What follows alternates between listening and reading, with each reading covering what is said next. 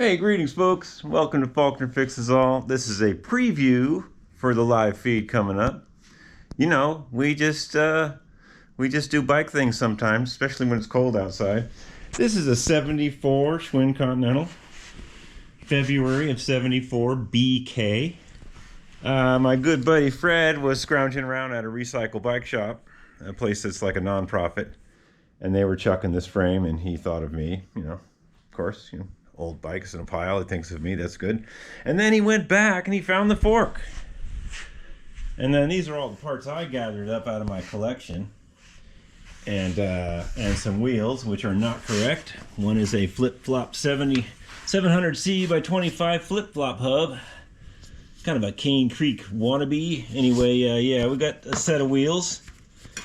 And what we're going to do on the live feed is we're going to go as quick as possible and make a fixed gear Schwinn Continental with a mismatch of Schwinn parts. I've got a new chain. I've got a half link. Oh yeah, we're not going to use that. We're not putting gears on it.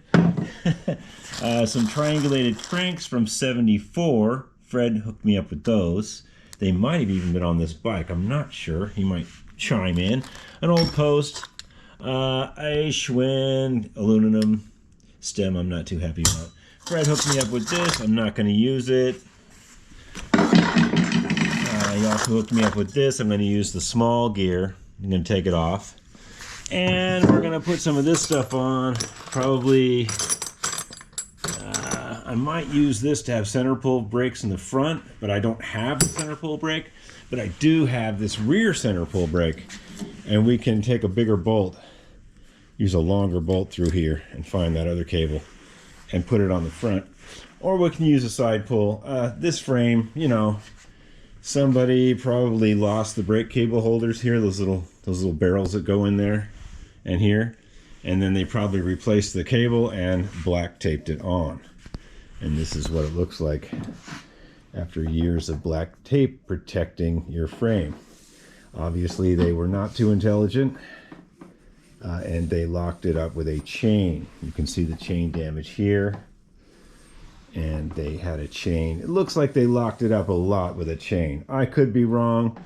Maybe this person is watching and can chime in. No, it just kind of flaked off because I left it out in the elements. No, they used a chain. Anyway, so we got the fork, which thank you, Fred, for going back. We got this goofy little Schwinn clamp. I don't know why that's painted blue. Don't ask me why. That's going there. There's a really rusty kickstand. We may change that out, but it doesn't really matter. Anyway, it looks like it's going to clean up pretty good in this area. I sprayed it earlier. I've been using the sock technique. And put the sock in there and back and forth, and it'll clean up. I think this will. And we'll get some of this off, It won't be excellent, but some of this stuff might come off. That's from chain slap, and I think right here is from them locking it up with a chain. That's all I can think of. Another piece of black tape was back here, maybe holding a generator on. Yeah, they had a chain on this, so you can tell they wrapped it around a lot. It's unfortunate, when people use a chain that's not coated. Well, that's what they had back then. They had bike chains. Yeah, and padlocks and stuff. They didn't know any better that this would be a valuable bike, in 40 years. Yeah, something like that. 74. Wow, simple math. See what happens to you when you breathe a lot of wood dust and metal chips and stuff. You can't even do simple math. Yeah. Anyway, February of 74. Schwinn was really pumping these things out, and you can tell the emblem's not even straight. Like, you can't really tell with this wide angle lens, but when it gets down to the Continental part, it kind of goes down a little bit.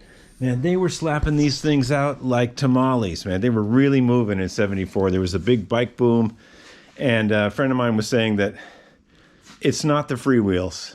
When you spin an old freewheel 10-speed hub, it's not the freewheel. It's the actual hub was made so quickly on the threading machine. They were just pumping them out. They didn't care. No one cared. They wanted to sell bikes in 74. There was a big boom, and there was probably 1 million of these Continentals put out. It's not the Varsity. The Varsity doesn't have this fancy thing on the fork. It has the tube fork. And the Varsity doesn't have these center pulls unless it was a high-end one. You know, it's not the cheaper one, but hey, you know what? We're just going to make a gravel bike out of it. That's what they call them anyway.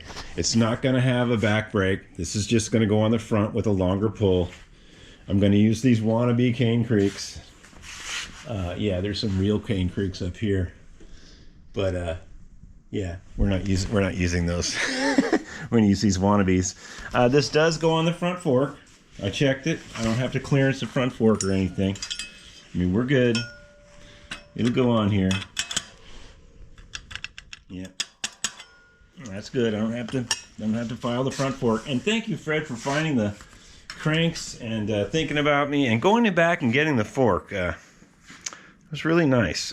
Thanks again. And the live feed should be in a few days. I'm busy doing other things, as you can see.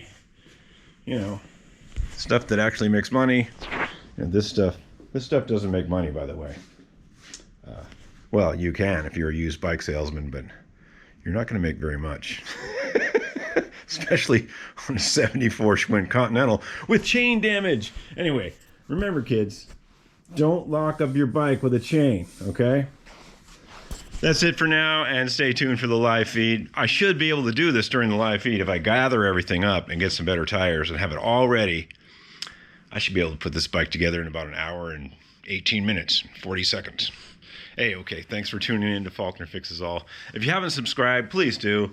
You know, we need to get these videos out to people that, you know, we need to know how to work on their old Schwinn the wrong way. Yeah, okay, have a good day. The only channel that matters.